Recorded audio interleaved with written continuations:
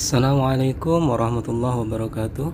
Sahabat semua, sahabatnya CN46 dimanapun Anda berada, mudah-mudahan selalu dalam kebaikan, selalu dalam lindungan Allah Subhanahu wa Ta'ala. Jumpa lagi dengan kami yang insya Allah pada kesempatan kali ini kami akan melaksanakan umroh, yang tentunya umroh ini masih di bulan Ramadan ya sahabat semua. Untuk mengikuti keseruan prosesi pelaksanaan umroh di bulan Ramadan ini, yuk ikuti terus videonya. Tapi jangan lupa sebelum itu bunyikan loncengnya, like, subscribe, dan juga share ke sahabat-sahabat yang lain ya.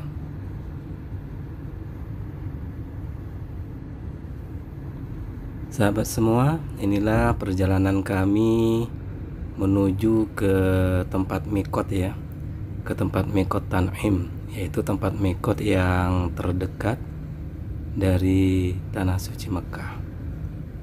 Nah, adapun tempat mikot untuk orang Mekah ketika akan melaksanakan umroh atau ihram umroh, di sini ada 3 tempat mikot, yang salah satunya adalah Tan'im ya. Dan juga ada tempat mikot Ji'rana yang biasa dipakai oleh para jemaah umroh ketika melaksanakan umroh. Dan yang ketiga adalah tempat mikot Hudaybiyah. Nah, dari salah satu tempat mikot yang terdekat adalah tempat mikot Tan'im atau tempat mikot Aisyah.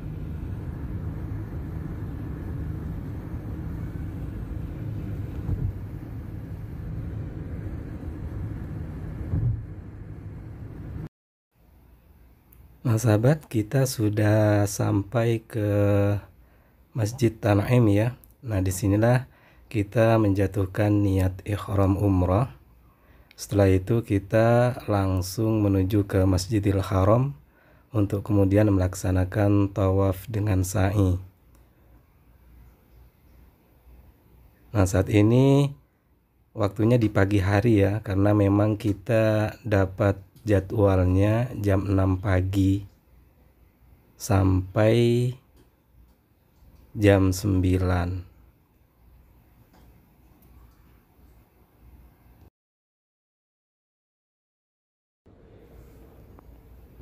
Nah sahabat, kita sudah sampai ke posko tempat pembelian tiket ya. Jadi di sini harus beli tiket dulu, awalnya mendaftar, setelah itu kita beli tiket masuk untuk melaksanakan umrah ke Masjidil Haram. Tiketnya 20 real untuk PP ya. Jadi dari sini nanti ya sahabat semua, kita langsung naik bus, ada shuttle busnya. Bisa kita lihat ya, antriannya lumayan banyak walaupun di pagi hari. Lebih banyak lagi ketika di malam hari ya sahabat.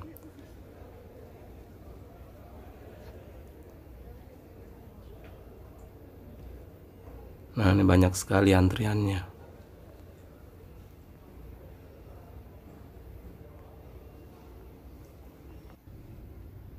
Nah ini kita sudah ada di dalam bus sahabat. Kita akan berangkat dan menuju ke Masjidil Haram.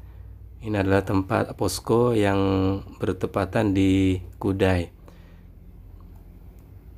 Nah untuk masuk ke Masjidil Haram ada 3 posko. Yang pertama di Kudai ini, dan yang kedua adalah di Jamarat, dan yang ketiga ada di Jarwal. Jadi ada 3 tempat untuk kita masuk untuk membeli tiket masuk ke Masjidil Haram. Tidak hanya untuk umrah saja, untuk sholat pun sahabat semua sekarang kita harus bayar.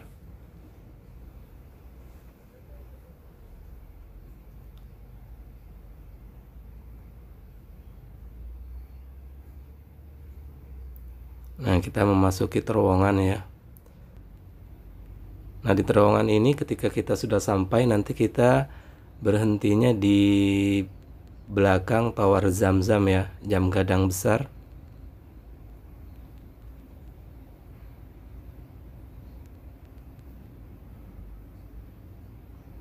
Adapun jalur-jalur yang lain sudah ditutup oleh polisi-polisi di sini, seperti di Ajiat, di Misfalah.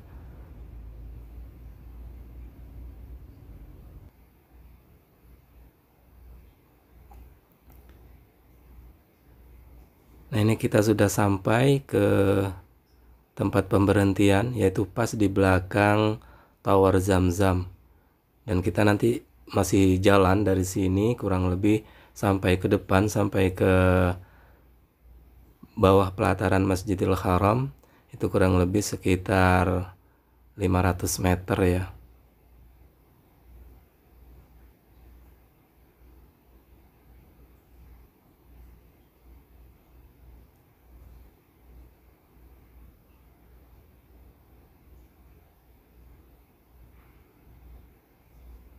Nah, seperti inilah sahabat semua prosesi pelaksanaan umroh di bulan Ramadan, atau tepatnya di masa pandemi ini. Sahabat semua, bulan Ramadan adalah merupakan bulan yang penuh berkah. Segala ibadah dan kebaikan yang ada di dalamnya akan dibalas oleh Allah Subhanahu wa Ta'ala dengan pahala yang berlipat ganda. Dan salah satu ibadah yang dianjurkan dilakukan di bulan Ramadan ini adalah puasa Ramadan tentunya, dan cara pelaksanaannya. Dan juga sahabat semua, ada ibadah-ibadah lain yang dianjurkan di dalam bulan Ramadan ini, yang tiada lain adalah untuk melaksanakan umrah. Karena kenapa? Dikarenakan ketika kita melaksanakan umrah di bulan Ramadan, itu mempunyai pahala yang berbeda ketika kita melaksanakan umrah di bulan yang lain. Seperti halnya ketika kita melaksanakan umrah di bulan Ramadan, kita akan diberikan pahala oleh Allah Subhanahu wa Ta'ala sama dengan pahala haji. Nah, ini sahabat, kita sudah sampai ke Masjidil Haram ya. Di sini kita melakukan persiapan untuk langsung melaksanakan tawaf.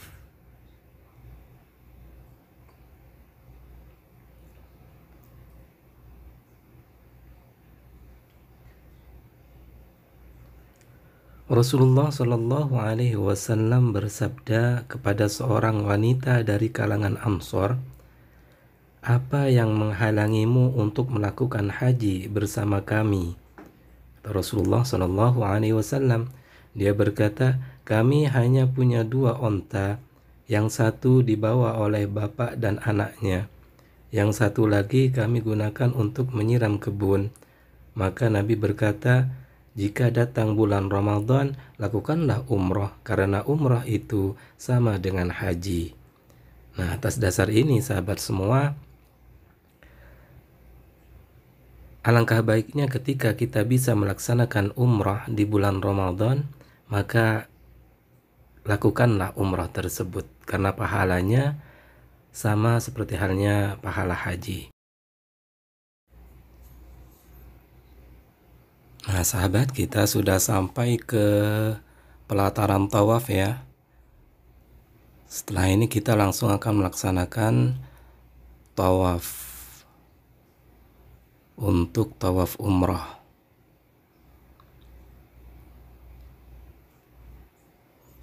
Bisa kita lihat ya sahabat, tidak terlalu banyak karena memang di pagi hari. Tetapi ketika di malam hari jumlahnya jauh lebih banyak lagi.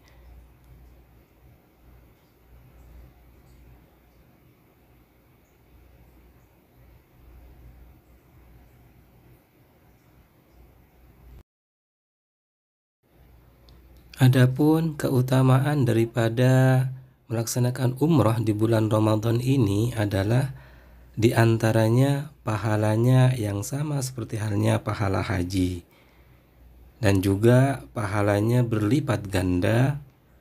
Selain pahalanya berlipat ganda, pahala melaksanakan umrah di bulan Ramadan ini Di antaranya adalah dikabulkannya doa.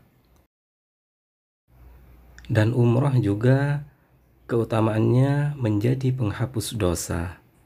Dengan melakukan umroh di bulan Ramadan ini, di mana banyak terdapat keistimewaan, maka kita juga akan mendapatkan pengampunan daripada Allah Subhanahu wa taala, sebagaimana sabda Rasulullah sallallahu alaihi wasallam, An Abi Hurairah radhiyallahu anhu anna Rasulullah sallallahu alaihi wasallam qala al-umratu ila al-umrati kaffaratun lima bainahuma wal hajjul mabrur laisa lahu jazaa'un illal jannah.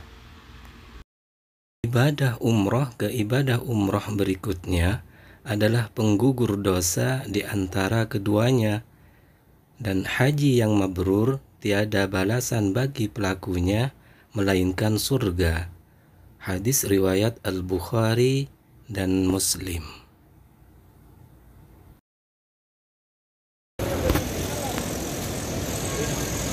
Alhamdulillah, sahabat semua, tawaf sudah selesai. Sekarang kita akan melanjutkan ke tempat sa'i. Nah, ini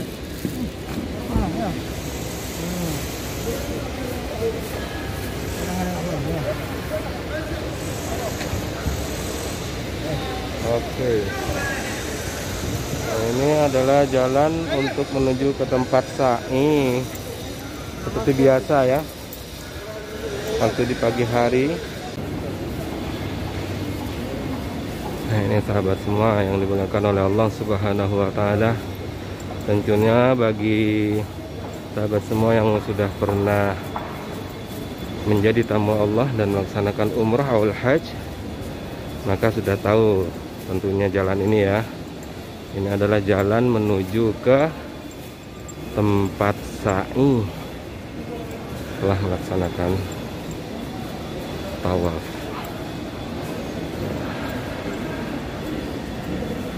Sebelum itu kita akan melaksanakan sholat sunnah tawaf dulu.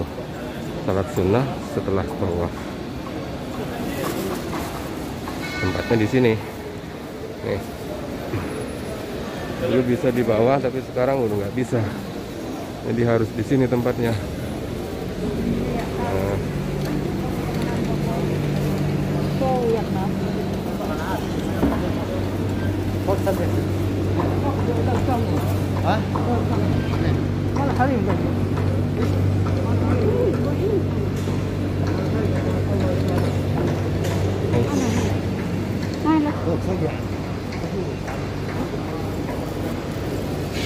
Masya Allah, alhamdulillah, berkat rombongan kita bisa masuk ke tempat ini. Sebenarnya tidak boleh.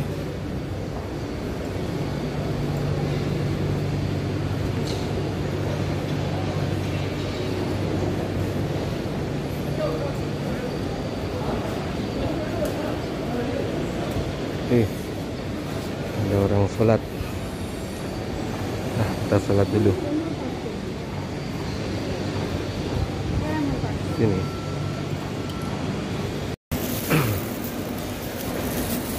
Ya, sahabat semua, kita sudah melaksanakan sholat sunnah tawaf, yaitu sholat sunnah 2 rakaat setelah tawaf. Setelah itu kita akan melanjutkan ke tempat sa'i.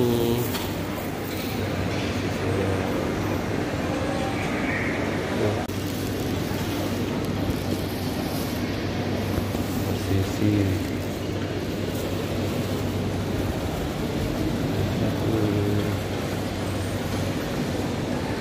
pagi hari posisinya.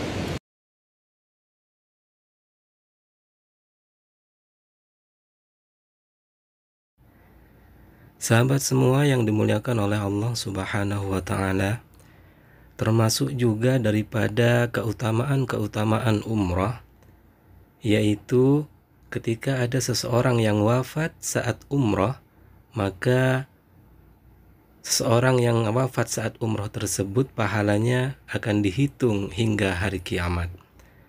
Sebagaimana dijelaskan oleh Abu Hurairah radhiyallahu anhu, beliau berkata, Rasulullah Shallallahu Alaihi Wasallam bersabda, barang siapa keluar dalam melaksanakan haji lalu ia mati, niscaya dicatat baginya pahala seorang haji hingga hari kiamat. Barang siapa keluar dalam melaksanakan umroh lalu ia mati, niscaya dicatat baginya pahala seorang yang melaksanakan umroh sampai hari kiamat. Dan barang siapa keluar dalam berperang di jalan Allah lalu ia mati, niscaya dicatat baginya pahala seorang yang berperang di jalan Allah sampai hari kiamat.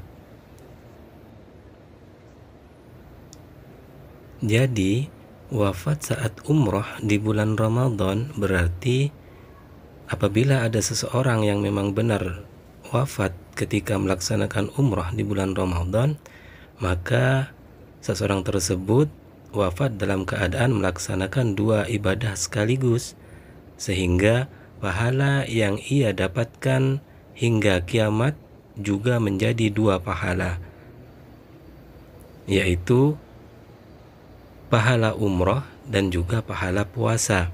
Dan pahala tersebut dihitung oleh Allah Subhanahu wa Ta'ala sampai hari kiamat.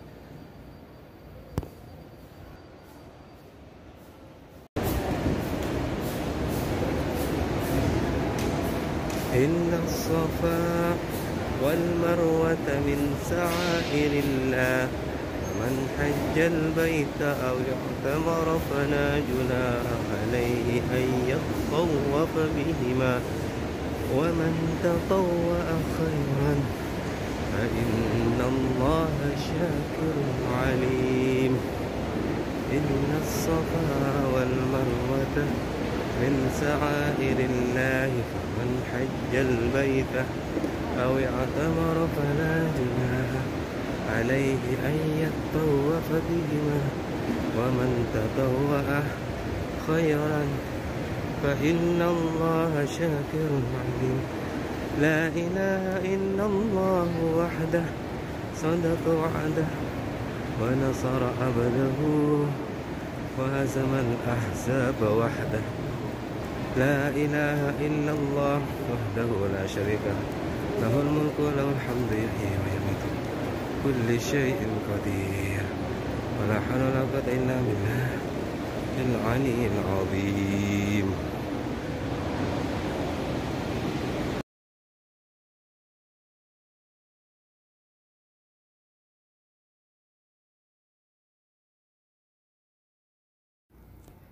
Nah, sahabat semua yang dimuliakan oleh Allah Subhanahu wa Ta'ala, kita sudah selesai melaksanakan sa'i. Ini kita lagi prosesi doa bersama ya, setelah melaksanaan atau setelah menyelesaikan sa'i 7 kali. Kita doa bersama menghadap Baitullah, yang mana di dalam doa yang jelas kita memohon kepada Allah Subhanahu wa Ta'ala agar pekerjaan kita diterima oleh Allah Subhanahu wa Ta'ala, agar umroh kita diterima oleh Allah Subhanahu wa Ta'ala.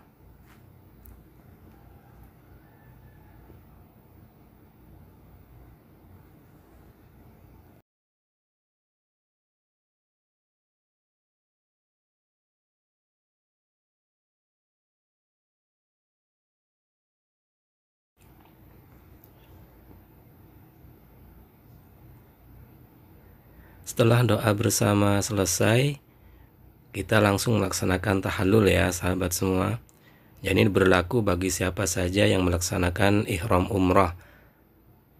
Setelah melaksanakan tawaf dan sa'i, dan sa'inya juga sudah selesai 7 kali, maka di akhir berdoa dan melaksanakan tahallul. Tahallul itu sendiri adalah mencukur rambut atau memotong rambut. Nah, ini sahabat, kita lagi tahallul ya, memotong rambut.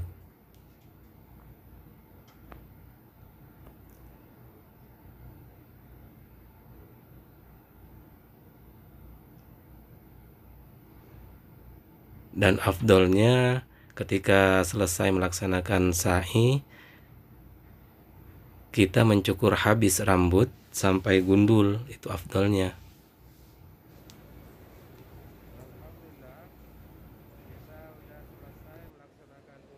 Sahabat semua yang dimuliakan oleh Allah Subhanahu wa Ta'ala, adapun hukum gundul atau botak atau mencukur habis rambut kepala tergantung daripada maksudnya.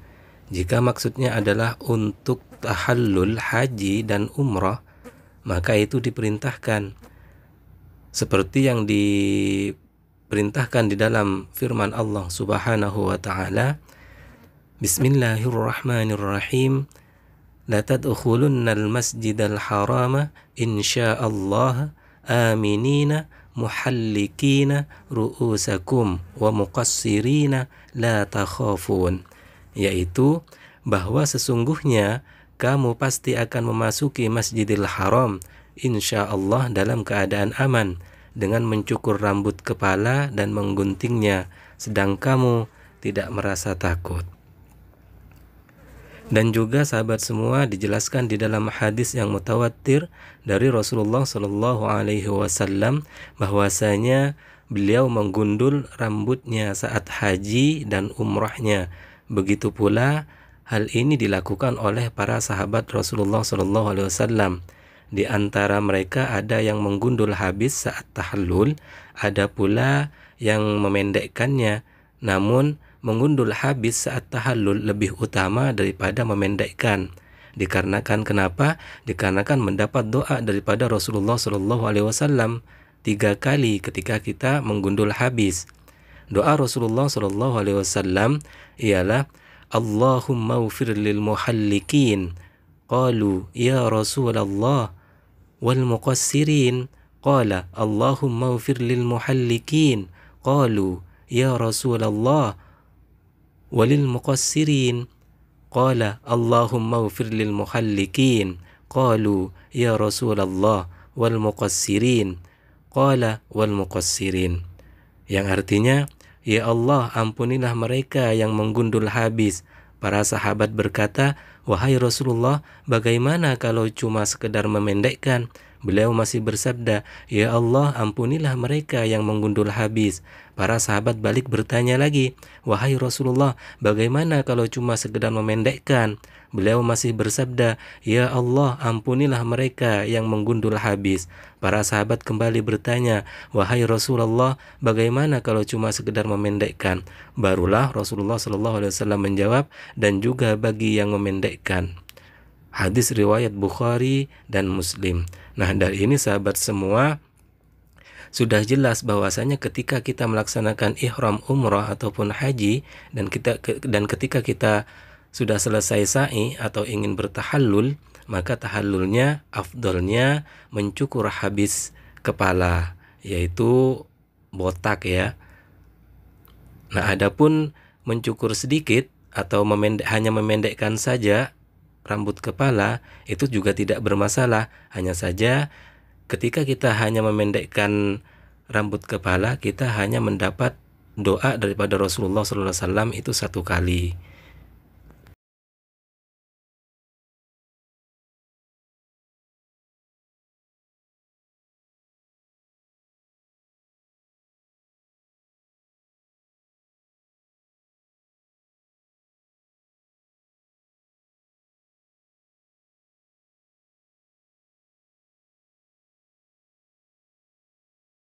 Nah, sahabat semua yang dimuliakan oleh Allah Subhanahu wa Ta'ala, sampai di sini saja untuk pelaksanaan umroh kita bersama ya. Ini kita sudah sampai di pelataran haram. karena kita sudah balik lagi. Mudah-mudahan sahabat semua yang dimuliakan oleh Allah Subhanahu wa taala yang sedang melihat video ini, menyaksikan video ini, diberikan oleh Allah Subhanahu wa taala kemurahan rizki dan juga diberikan oleh Allah Subhanahu wa taala kepercayaan untuk menjadi tamunya Allah Subhanahu wa taala sehingga bisa melaksanakan seperti halnya yang kami laksanakan saat ini. Amin amin ya rabbal alamin.